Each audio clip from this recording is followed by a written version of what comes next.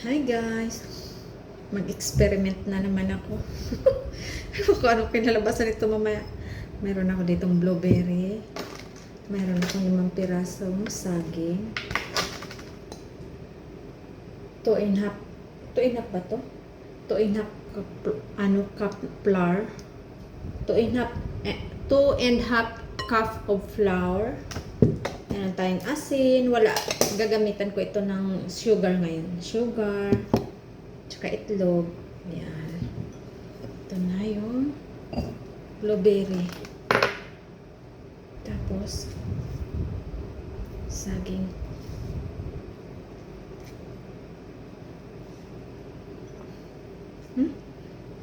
Pwede mo. May mga bangas-bangas. Parang pasarap na saging. Hitik na hitik din siya. Sarap. Yung hitik na hitik din siya. Nipis-nipis na yung balat niya. $20 sa Park and Shop. Tapos nag-sale. Naging $6 na lang. O di binili ko na. Kasave ako ng $14. Kailangan wise din tayo minsan. Hanapin natin yung mura.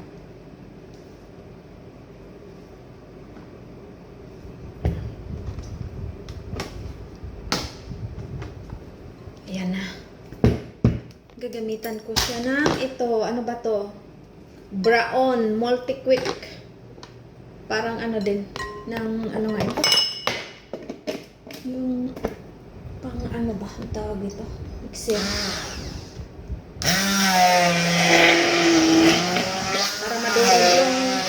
Para madurog yung blueberry. Yung una ko kasing gawa, buo-buo. Ayan siya. Pero hindi rin natin durugin ng durugin. Parang imak lang ba natin?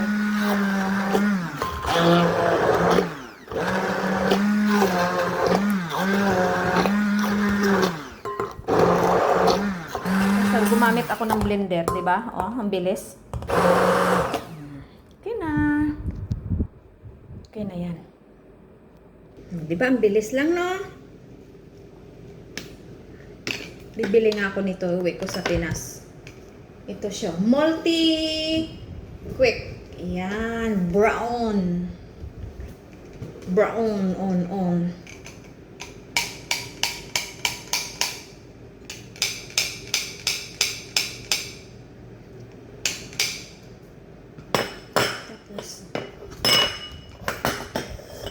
Haluan natin ng 3 itlog.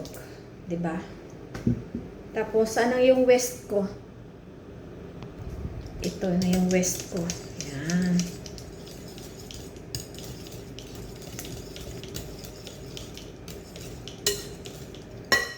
Lagyan natin ng konting asin. Ubos na pala yung asin ko. Konting asin.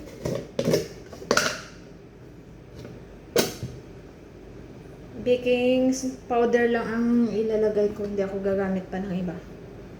Baking powder. Yan. Tapos, matamis na yung asukal. So, konti lang ang gagamitin nating asukal. Titimbangin ko yung asukal na gagamitin ko. Eksperimento ko lang to. Wala akong sinusundan na procedure. Ako lang. Gagamit ako ng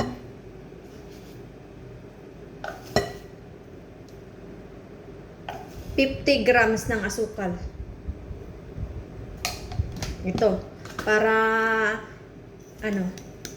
ma-minimize ko yung tamis kasi bawal sa akin ang ma-sugar kasi alam mo na meron tayong iniilawasan na pagtaas ng ating pag-spike ng ating glucose. Halo-haloin muna natin. Saka natin ilalagay yung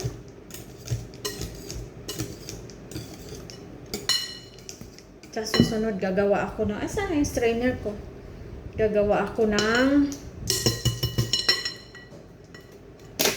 yung nuts naman. Nuts naman ang gagawin ko with nuts.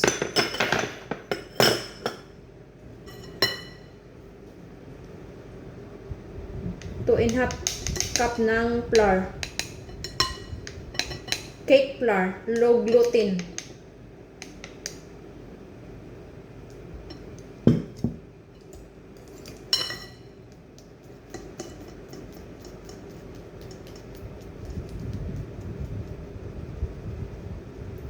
Sinasala natin para yung buo-buo hindi masama kasi tingnan mo, yan may buo-buo.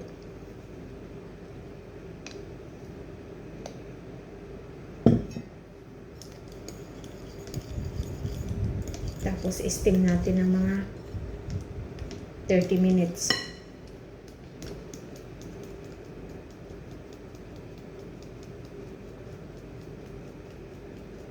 Sana hindi magpalpak, no? Yung blueberry ginawa ko nung nakaraan, ayan may buo-buo siya. Na ginawa kong una sa air fryer ko niloto yun, kaya kaya palpak. Pero okay naman siya, kaya lang matigas. Dapat talaga pala sa sa steamer, steam. Tsaka wala kasing banana yun.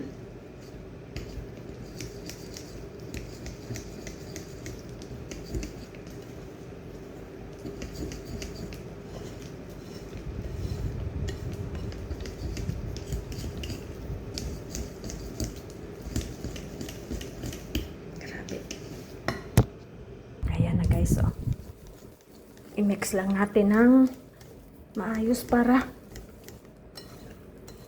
walang flour na kailangan magbuo-buo gid, magbuo-buo, gid siya. Mahalo na todo, na walang maiiwan. Ayan.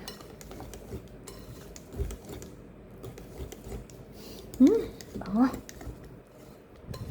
Kaya ganyan ang kulay niya kasi nga doon sa kulay ng blueberry. May hindi pa na yun.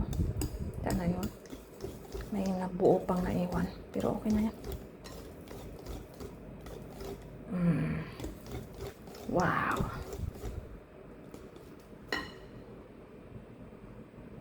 Gagamit ako ng dalawang ito. Tsaka ito ang aking paglalagyan. Spread muna natin ang oil para hindi dumikit.